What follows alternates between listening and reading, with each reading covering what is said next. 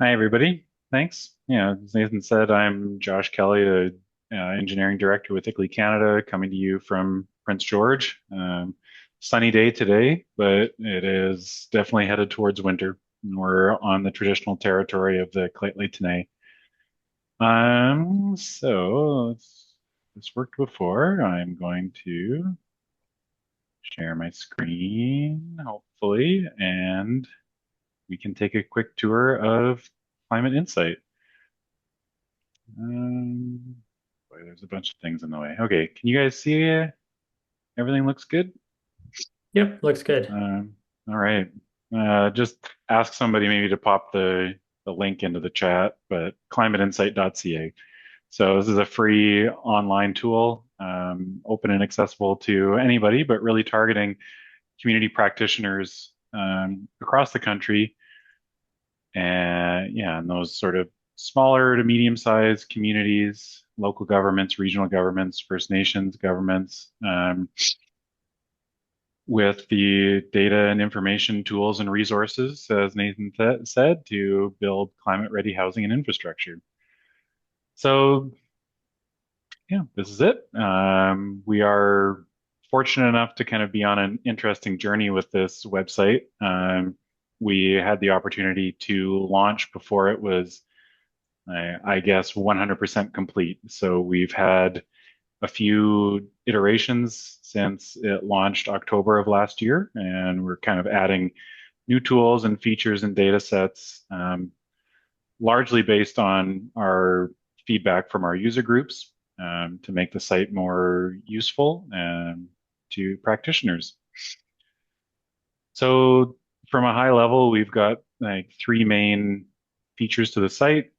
Um, I guess the original three. Now there's a couple more, but the Solutions Finder, which is a kind of decision support tool, a Q&A that you can go through to answer a series of questions to get a ranked and sorted, or yeah, curated and sorted list, filtered and sorted of infrastructure interventions to address a problem or project. So that could be mitigation actions for new or existing buildings, could be adaptation to flooding, any of those sorts of things.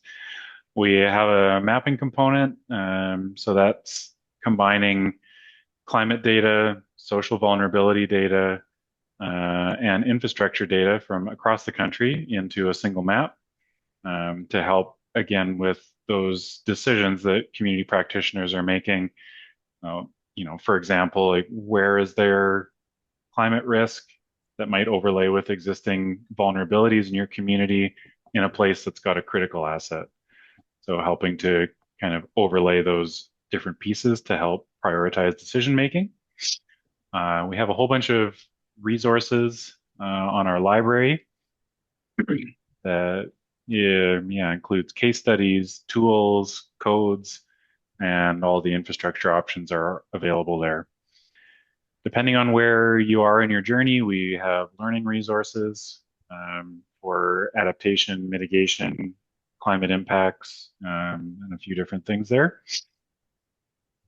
And yeah, so on that note, I will dive in here to what we're talking about. So the first one's going to be the map. I've got a bunch of tabs open already because there's a bunch of things to click through. It's much easier to kind of have this preset. So this is what you see when you get to the map. Um, it's pretty typical, I would say, for kind of mapping experience. Looking across the country, you've got those, different layers, the social vulnerability layers that I mentioned, um, climate hazards, various across the country, and we also have information on baseline, mid-century, and end of century for those climate hazards. And some infrastructure information. So these are all like national data sets. The climate data is coming from climatedata.ca.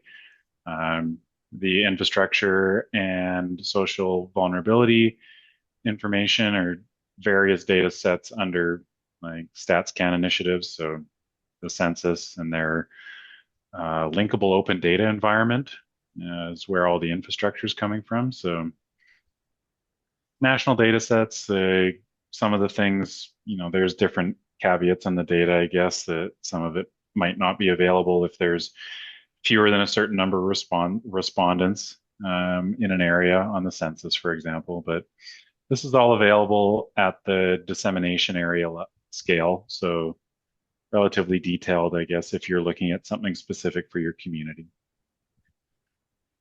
Um, some of my tabs are buried here. There we go. So that at a high level with the map, you can look at those climate variables. So days with maximum temperature, changing kind of current, mid-century, end of century.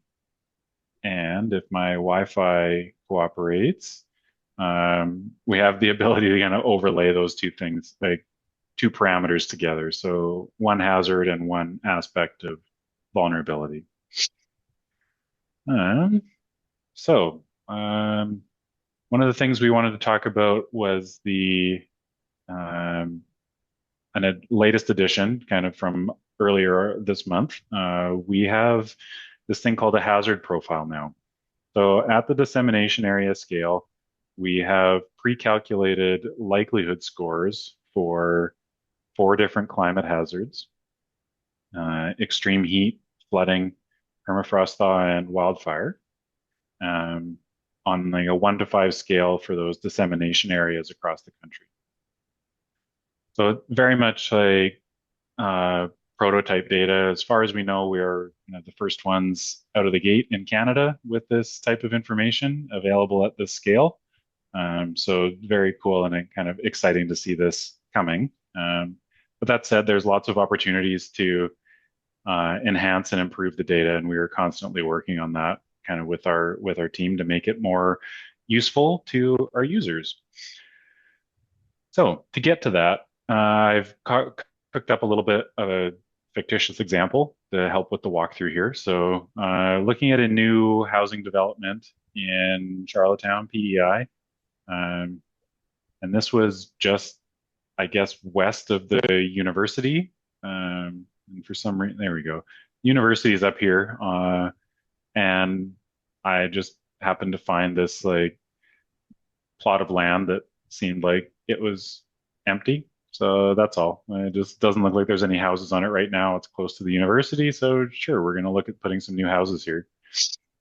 Um, so to get to the hazard profile, you navigate on the map to where you're looking at and click on one of these locations. One of the reasons why I had this all pre-populated was because sometimes it doesn't behave on Wi-Fi. But this little, I guess, dialog box opens up with additional information based on the layer that you've selected. And you can click here to click the hazard profile. And this is what you get.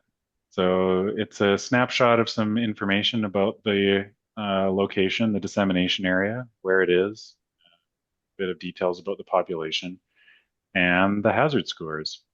So, like I said, the likelihood scores in the current period. So, anytime between now and 2040, mid-century, and end of century, all in a 1 to 5 scale. So, yeah, it just helps to kind of set the context for this specific area, which hazards are kind of, I guess, most likely to occur in the different time periods, and maybe which ones are getting worse. So, yeah, as you might expect, flooding seems to be the top priority at the moment in Charlottetown, in Atlantic Canada, and the coastal community.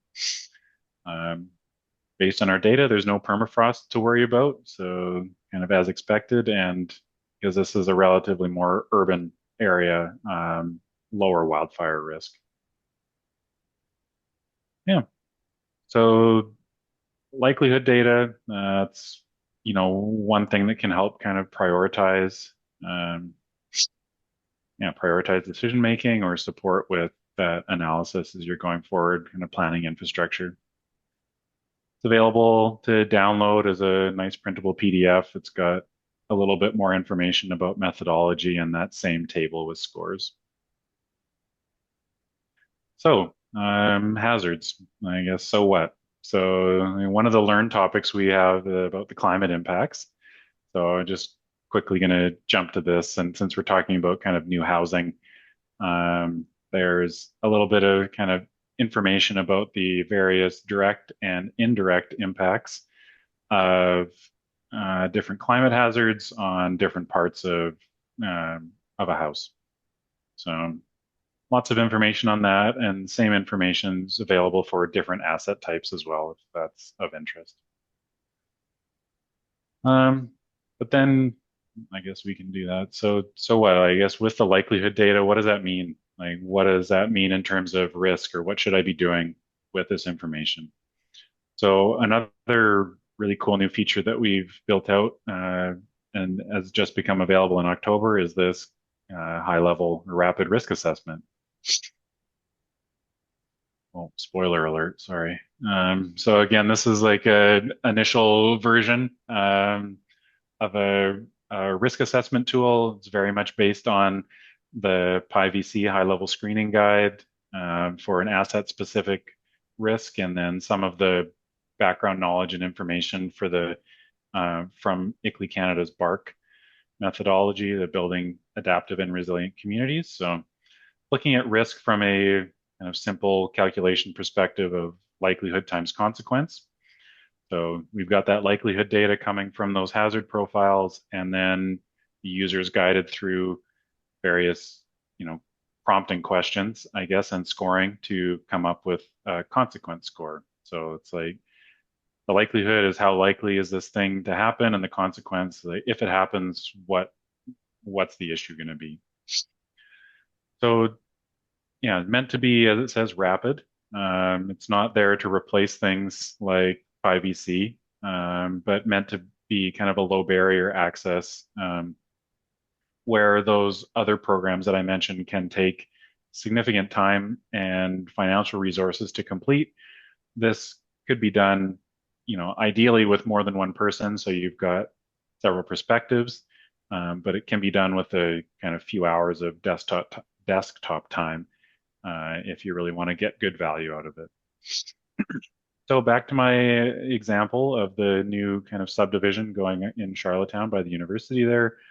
We've got a few different asset types to choose from: housing, subdivisions, buildings, like from a community perspective, transportation assets, and water, wastewater. So we're looking at a new subdivision, and then off we go. So the first thing, you'd select your project location, either from the map or based on postal code. So this is the same area that we were looking at before on the Climate Insight map, and it's,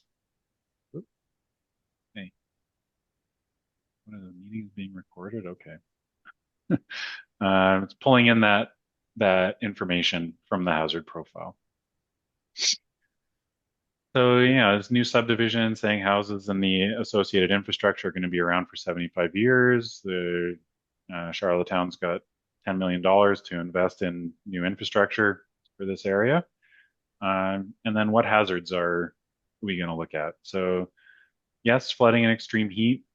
Permafrost thaw is, again, according to the data, it's not an issue. And I just decided wildfire wasn't a priority for this analysis, but you can change those things and certainly should change them based on any of your local knowledge. So then we get into the meat and potatoes, so to speak. So it starts off again with that review of the likelihood score. So these are available. Again, they're national models, national data sets. So if you or any kind of buddy that you're using this with, if you have local data, local risk assessments, any hazard risk vulnerability mapping or analysis that's been done in the past, highly recommend overwriting this data with your local knowledge. But if it makes sense, or that information doesn't exist for you, it's a good starting place.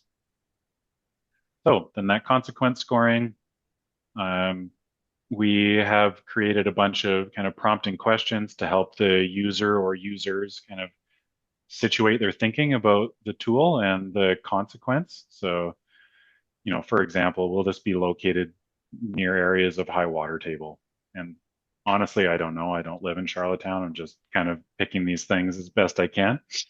Um, but all these questions here are meant to help think about what the consequence would be. So, you really get into it from a public health and safety perspective. Their critical infrastructure in this area. Would flooding impact accessibility? So if emergency response vehicles had to get in and out. And then all that can help answer the consequence question on a 1 to 5 scale. So, a small number, my example, small number of, you know, physical illnesses or injuries if flooding occurred in this subdivision.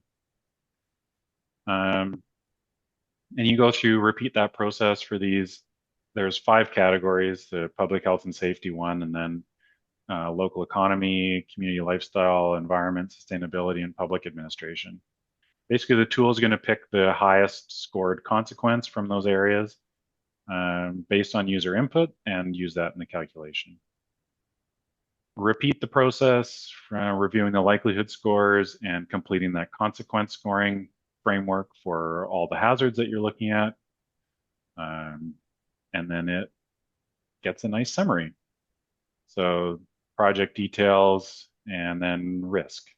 So while flooding was probably like the highest likelihood, based on my scoring, extreme heat was perhaps the higher risk because potentially more impact and more acute impact on public health and safety.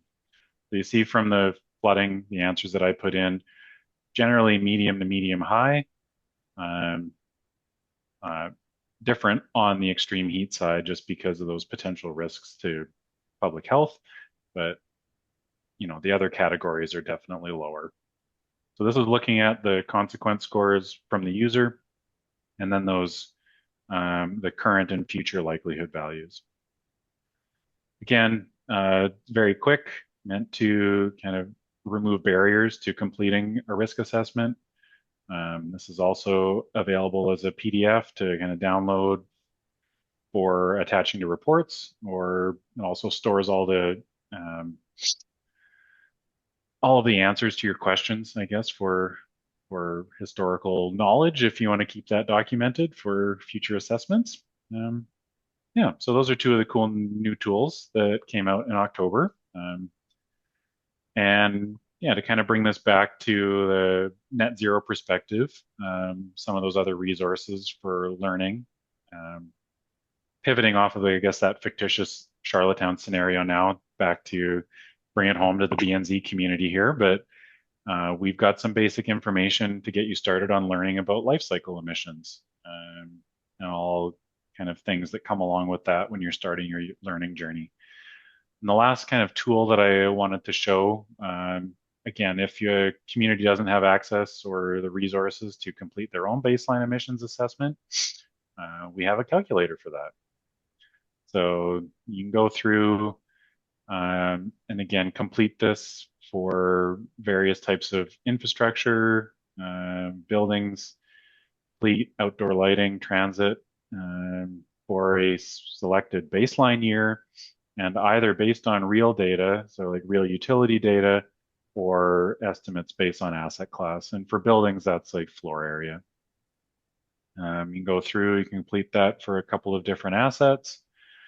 And for these various infrastructure types, and come out with a bit of a baseline.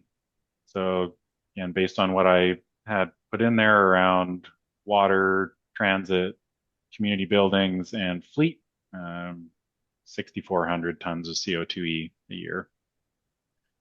Um, yeah, and I'm running quite out of time here. I think we will have more time to dive into this. That's like the whole breakout portion is kind of to go through these 3 tools. So just to kind of close off, so you've got your baseline emissions and then like, so what, I guess. So the solutions finder is there if you're interested in infrastructure interventions to reduce your emissions on a certain kind of asset. This, you go through and answer a series of questions to come up with that filtered and sorted list. So I sort of stuck with that new housing example from a mitigation perspective. It pulled up 51 results, and based on some of my answers, it's sorted them by relevance.